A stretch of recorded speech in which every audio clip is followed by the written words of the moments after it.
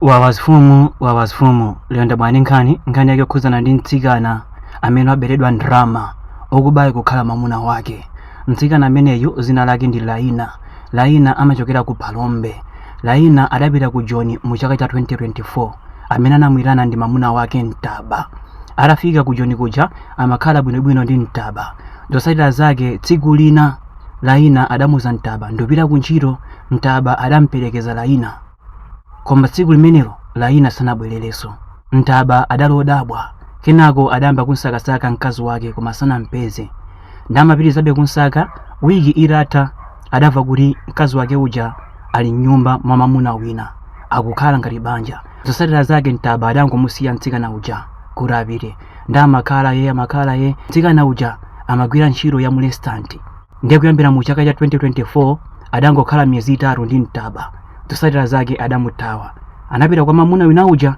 Amakhala ndi mwamuna wina uja kumapita ku ntchito. Zotsatira zake ku ntchito kuja adamuchosa chifukwa chakuti mkazi uja adayamba kudwala. Ndiye ku chipatala adamuza kuti sukuyenera kukhala pafupi ndi moto. Sindikudziwa kuti ndi matenda anji, koma anamulesa kupita ku kitchen kwa zaka 5. Zotsatira zake ndi mtsikana uja adasiya ntchito ija, amangokhala amanjesa ndi mwamuna wake wanyuwani uja. Ndiye wakhala ndi mwamuna uja amapanga mapulani ora amange nyumba izi ndi izi, ndipo amasunga ndrama anthuwa. Nthawi zinaso mtsikanayo amapanga timaganyu izi ndi izi kumayika pamodzi ndrama ndi cholinga choti apangenso golo lawo. Ndakhala mpaka na mu chaka cha 2026. Ndiye ku Durban imene kwavutamo kwapezeka kuti mnyamata uja adangochoka nyumba muja sanabwerenso. Ndi mtsikanayo Laina ankadikirira amuna angabwera kunapezeka kuti mwamuna uja samabwerabe. Zotsatira zake adayamba kunsakasaka. Mwamuna uja sakudziwika kumene ali. Ndapita kukapanga search pamalo pamene amasunga ndrama, kwapezeka kuti mwamuna uja adatenga ndrama zija adathawa nazo. Ndi mayi wanasowa zochita chifukwa chakuti amapeza thandizo kuchokera kwa mwamuna uja, ndiye mwamuna uja wangwasiya mmalere. Zotsatira zake amavutika mpaka anathawira ku kampu kuja kumene kukhala Malawi amene athamangisidwa. Zotsatira zake mtsikanayo abwera ku Malawi pa magalimoto aulere.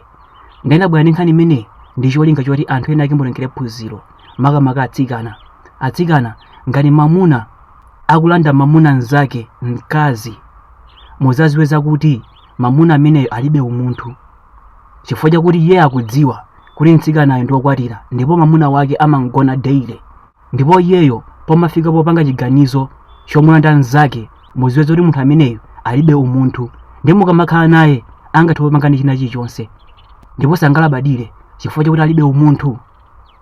Fa munthu ngati ali ndi umunthu amazifunsa kaye mtsikanayo ndi wokwatira ali mwamuna wake, zimene ndipanga zinzolondola, kenaka ake kamabweza mbuyo.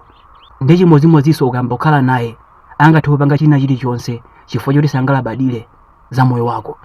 Nkhani Laina anathawidwa akudwala. Ntaba sadakamuthawa Laina mu nthawi imene akudwala.